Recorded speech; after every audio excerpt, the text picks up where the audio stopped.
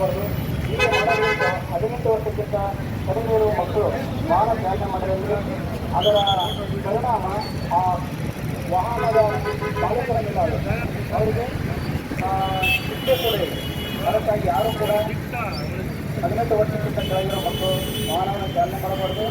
ಮುಖ್ಯವಾಗಿ ವಾಹನ ಚಾಲನೆ ಮಾಡುವವರು ಹೆಲ್ಮೆಟ್ ಅನ್ನು ಕಡ್ಡಾಯವಾಗಿ ಧರಿಸಬೇಕು.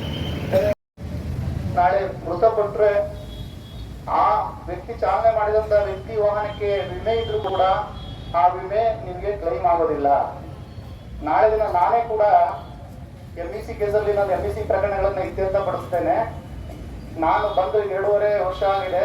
ಸುಮಾರು ಒಂದು ಪ್ರಕರಣದಲ್ಲಿ ನಿಮ್ಗೆ ಉದಾಹರಣೆ ಕೊಡ್ತಾನೆ. ಒಂದು ಪ್ರಕರಣದಲ್ಲಿ ಇಲ್ಲ ಅಂದ್ರೂ 1,80,00,000 ರೂಪಾಯಿಗಳ ಪರಿಹಾರವನ್ನ ಆದೇಶ ಮಾಡಿದ್ದೇನೆ. ಏನು ಒಂದು ಇವತ್ತು ಇಲ್ಲಿ ಬಂದಿದ್ದೇವೆ ನಾವು ಅಂದ್ರೆ, ಅಪಘಾತಗಳು ಆಗ್ತವೆ. ಪ್ರತಿ ವರ್ಷ 5 ಲಕ್ಷ ಅಪಘಾತ ಆಗ್ತವೆ. 1.5 ಲಕ್ಷ ಅಷ್ಟು ಜನ ಪ್ರಾಣ ಕಳ್ಕೊಳ್ತಾರೆ. ಅದರಲ್ಲಿ ಮುಖ್ಯವಾಗಿ ಮೋಟರ್ ಸೈಕಲ್ನವರೇ ಇರ್ತಾರೆ. ಮ್ಯಾಕ್ಸಿಮಮ್ ಆಗಿ ಶೇಕಡ ಒಂದು 70% ನೀವು ನೋಡಿದ್ರೆ ದ್ವಿಚಕ್ರ ಸವಾರರೇ ಇರ್ತಾರೆ, ವಾಹನ ಚಲಾಯಿಸೋರು.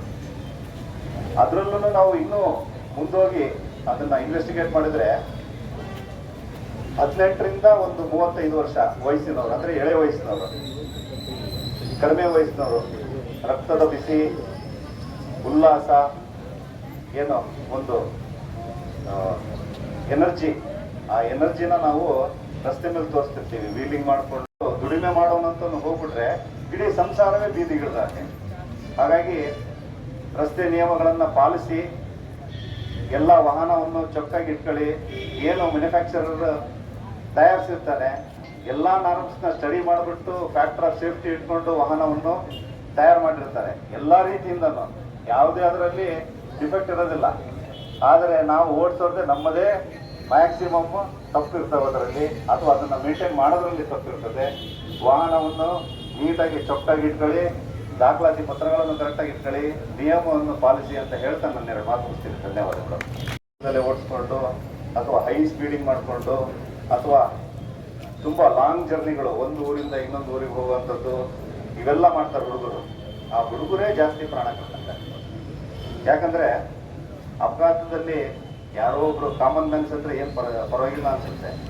ಆದರೆ ಈ ಮಕ್ಕಳಿದಾರಲ್ಲ, ನಾಳೆ ನಮ್ಮ ಭವಿಷ್ಯಗಳು, ಒಳ್ಳೊಳ್ಳೆ ಇಂಜಿನಿಯರ್ ಆಗೋರು, ಡಾಕ್ಟರ್ ಆಗೋರು, ಅಥವಾ ಒಳ್ಳೆ ಸೈಂಟಿಸ್ಟ್ಗಳಾಗೋರು, ಅಥವಾ ಮುಂದೆ ದೊಡ್ಡ ನಾಯಕರುಗಳಾಗೋರು, ಇವರು ನಮ್ಮ ಮಕ್ಕಳು ಹೋದರೆ ನಮ್ಮ ಆರ್ಥಿಕತೆ ಎಲ್ಲ ಕಡೆಯಿಂದನೂ ಅಪಘಾತ ಆದ ತಕ್ಷಣ ಒಂದು ವಾಹನವನ್ನು ಇನ್ನೊಂದು ವಾಹನ ಡಿಕ್ಕಿಪಡಿಸಿದಾಗ ಏನು ಬೇಕಿದ್ರೂ ನಾವು ರಿಪೇರಿ ಮಾಡಿಸಿ ಮತ್ತೆ ಆ ವಾಹನವನ್ನು ಸರಿಪಡಿಸ್ಬಿಡ್ಬೋದು.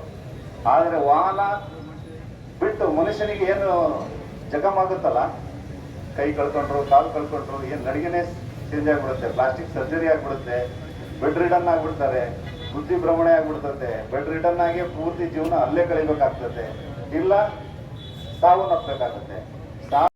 ನಿಮ್ಮ ವಾಹನಕ್ಕೆ ವಿಮೆ ಇದ್ರೂ ಕೂಡ ವಿಮೆ ನಿಮಗೆ ಕ್ಲೈಮ್ ಆಗೋದಿಲ್ಲ. ಆ ವಿಮೆ ಕ್ಲೈಮ್ ಆಗಬೇಕು ಅಂದ್ರೆ ನೀವು ಚಾಲನಾ ಪರವಾನಗಿಯನ್ನ ಕಡ್ಡಾಯವಾಗಿ ಹೊಂದಿರಲೇಬೇಕು. ಜೊತೆಗೆ ನಿಮ್ಮ ವಾಹನಕ್ಕೆ ವಿಮೆಯನ್ನ ಹೊಂದಿರಬೇಕು. ಮತ್ತೆ ಮದ್ಯಪಾನ ವಿಮೆ ಇದ್ದು, ಚಾಲನಾ ಪರವಾನಗಿ ಇದ್ದು ಮದ್ಯಪಾನ ಮಾಡಿ ವಾಹನ ಚಾಲನಾ ಮಾಡಿದ್ರೆ ನಿಮಗೆ ವಿಮೆ ಕ್ಲೈಮ್ ಆಗುವುದಿಲ್ಲ. ಹಾಗಾಗಿ ದಯಮಾಡಿ ಬಂಧುಗಳೇ, ನಾವು ನೋಡ್ತೇವೆ MEC ಕೇಸ್ಗಳಲ್ಲಿ ಕಣ್ಣೀರ್ ಹಾಕ್ತಾರೆ. ಒಬ್ಬ ಕೂಲಿ ಮಾಡೋ ವ್ಯಕ್ತಿ ಅಪಘಾತದಲ್ಲಿ ಮೃತಪಟ್ಟರೆ ನಾವು ಕನಿಷ್ಠ ಅವಾರ್ಡ್ ಮಾಡುವಂಥದ್ದು ಸುಮಾರು 30ರಿಂದ 35 ಲಕ್ಷದವರೆಗೆ ಅವಾರ್ಡ್ ಮಾಡ್ತಾರೆ ಒಬ್ಬ ಕೂಲಿ ಮಾಡೋ ವ್ಯಕ್ತಿಗೆ.